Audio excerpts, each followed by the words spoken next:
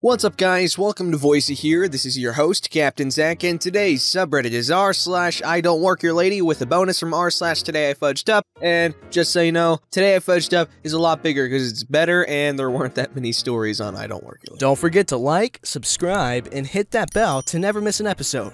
This story's called, I Really Don't Work on This Cruise Ship, Lady. A few years back, my significant other and I were lucky enough to win a free 3-day cruise to Japan. We live in Shanghai. So we packed our bags and head out to the port to begin our merry Japanese adventure. Since we had won the cruise, we were treated like the other VIP members on the ship that paid top dollar for their ticket. Access to the VIP lounge, free drinks 24/7, and round-the-clock service that was actually quite exceptional. What we quickly realized, though, was that I was the only non-Chinese person on the boat that wasn't an employee. I'm a white American and significant other is Chinese. The first situation to arise from this factor was that other actual employees thought I was the new guy on board who got on in Shanghai. This resulted in me having to explain to several people that yes, I can actually be in this area while the guests are awake because I am, in fact, a guest. The other semi-annoyance that occurred daily were the Chinese guests mistaking me for a staff member. I would constantly get asked to bring towels and fruit to rooms, when the next performance was,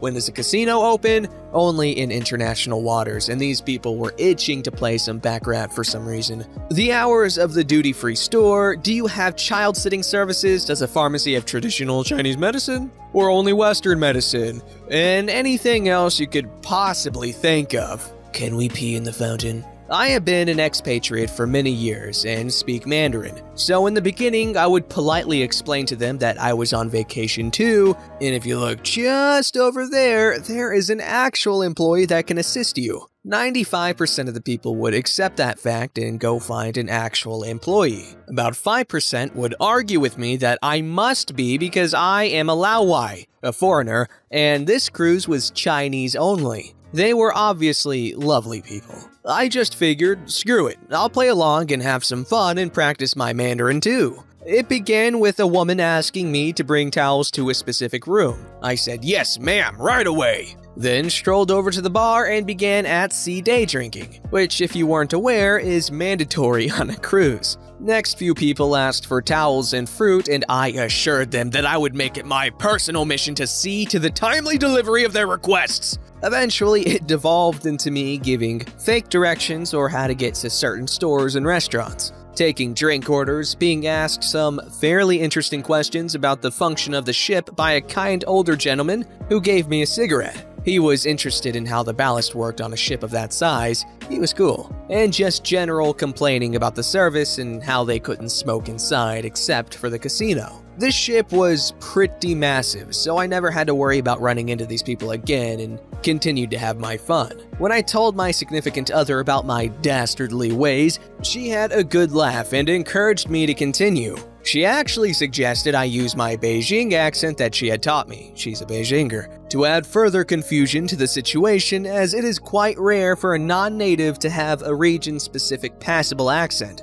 which I absolutely did. Anyway, this went on for the entire 3 days, including during our trips to inland Japan, as several of the people on our bus had rightly assumed I was a Chinese-speaking employee accompanying them as a tour guide. At a little town called Sakai Minato, I pulled facts straight out of my ass and was lauded for my immense knowledge of both Chinese and Japanese culture. I was one of the good Laowai. And that's the story of how I got a job on a cruise ship. Honestly, that sounds like an absolute freaking hell of a time. Obviously not right now because Modelo.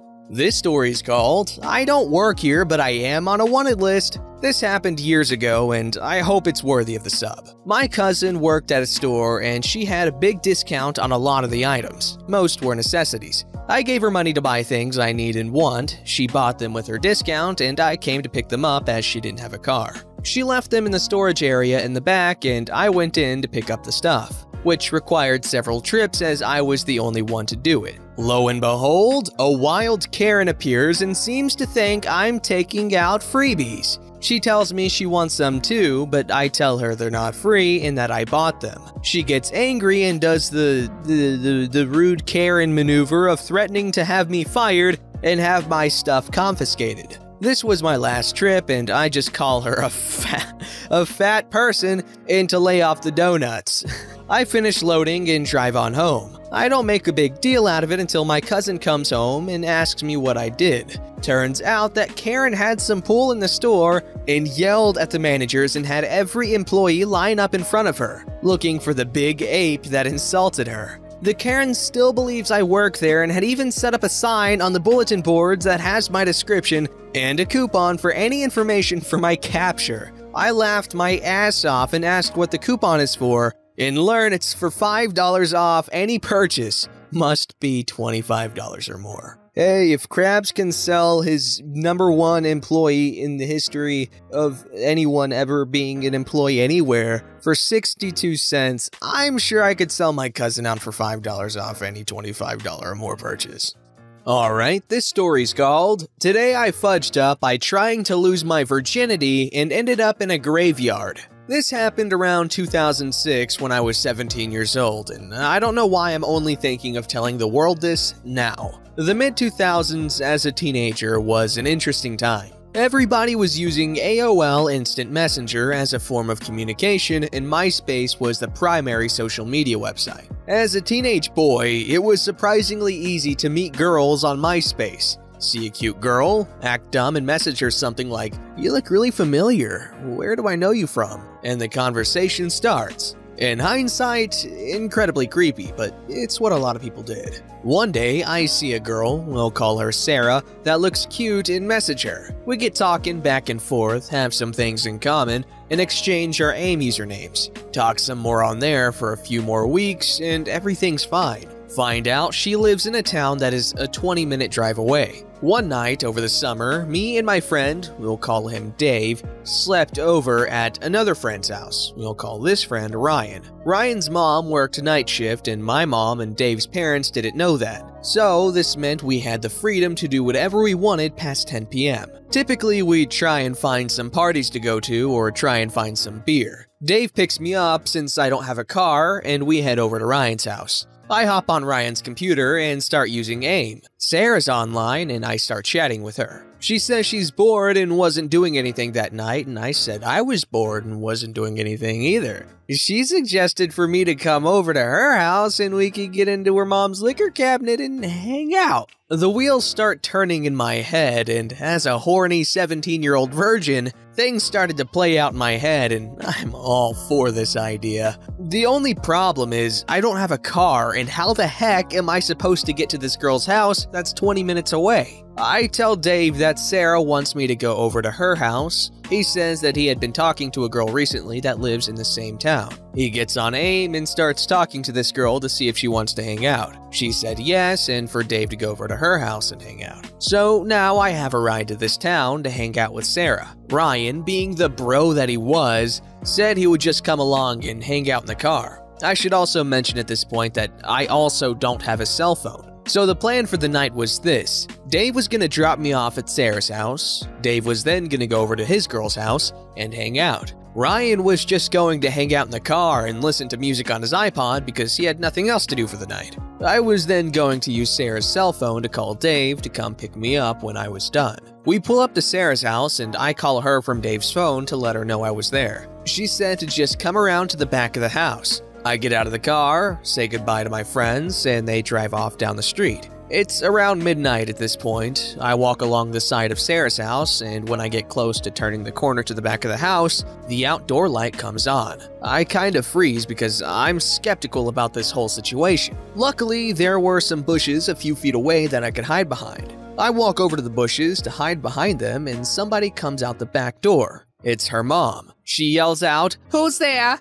A few seconds go by and I walk to the front of the house and planned on just walking away like I was casually walking down the sidewalk. I get close to the front of the house and the front porch light turns on. Her mom comes out of the front and yells, "Who the hell are you?" Now, I really don't know what to do, so I planned on going back to the bushes that I just came from to hide in. Sarah's mom comes out the back of the house again after a few minutes and yells, "I don't know who the hell you are, but I just called the cops and they're on their way." So now I'm scared out of my mind. I then run to the front of the house and have no idea what to do other than to hide from the cops somewhere. I look around and there is nothing but houses. The easy answer as to what to do is to go over to the house of the girl that Dave is at. But I have no idea where that is, and I am not familiar with the town at all. Where the hell am I going to hide at? I can't just hide in some random person's backyard, but a half a block away is a graveyard with a garage like a building. I was planning on seeing if the door on the building was unlocked and was going to hide in there. It's locked. What do I do? So I find a tombstone that's fairly big and lay down completely flat behind it. It's probably 10 minutes past midnight and I'm laying on the ground completely still in a graveyard, hoping the cops won't find me. 15 minutes ago, I thought I'd be getting lucky at this point. For the first hour or two, my main concern was keeping an eye out for the cops and figuring out what to do if they show up. I hear a few cars drive by over that 1 to 2 hour period, but I don't dare peek my head up to see if it's the cops. Then I start to think of how the hell I'm going to get back home. How am I supposed to get a hold of Dave? I don't have a cell phone. I guess I could find a payphone somewhere or find a business to use a phone to call him, but I don't have any money for a payphone and it's the middle of the night, so nowhere was open. It starts to become clear that I would have to walk home. I'm familiar enough with the town to know the direction of where the main road was that leads back into my town, but I can't walk home in the middle of the night because I was out past curfew, plus I still think the cops are out looking for me. So I decide the only thing to do is to just wait it out in this graveyard until sunrise and walk home. Hours go by. I'm still laying in the same position that I was in at 12:10 a.m. Finally, I start to see the first break of daylight. I'm thinking in my head, my god, it's probably 5:30 in the morning. I've been here for 5.5 hours. And then I hear a car that sounds like it's near Sarah's house. I haven't heard a car for quite some time, so I don't think it's the cops. I poke my head around the tombstone that I'm hiding behind and can see the headlights of a car in front of Sarah's house.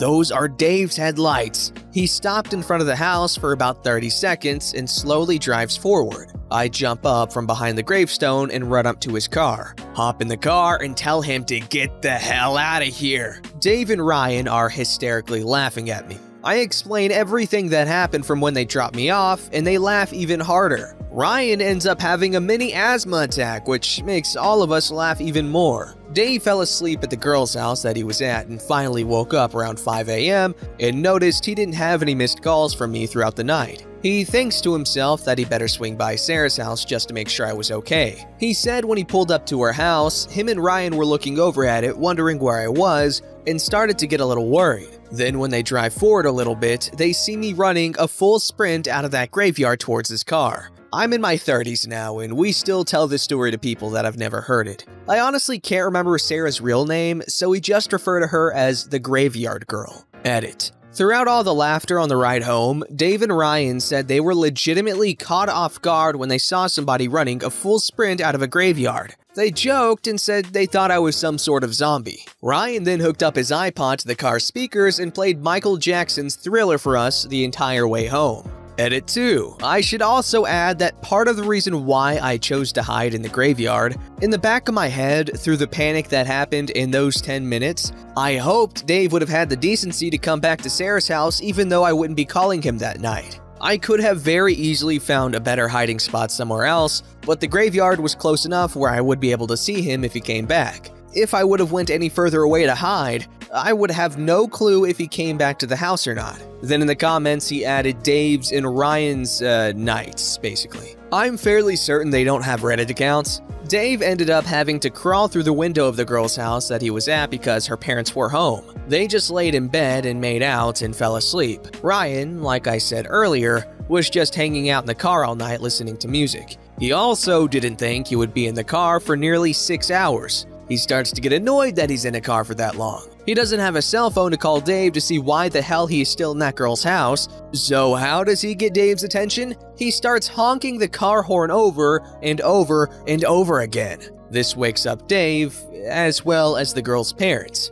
Dave wakes up to the car horn, checks his phone to see if I called, but also heard the girl's parents in the house complaining about a car horn waking them up. Dave hops out of this girl's window, scared of the girl's parents walking into her room and seeing the two of them. He gets into the car and Ryan has some sort of techno blasting over the car speakers as loud as it could get. Dave's like, "Why the hell is the music so loud and why are you honking the horn over and over?" Ryan says, "I was just trying to get your attention. I'm bored as hell and want to go home." Dave then explains to Ryan that I hadn't called him yet and that he's gonna swing by Sarah's house. They show up and see me sprinting out of a graveyard. I think Ryan tagged along, thinking we wouldn't be spending the entire night in this town and that we would find something else to do.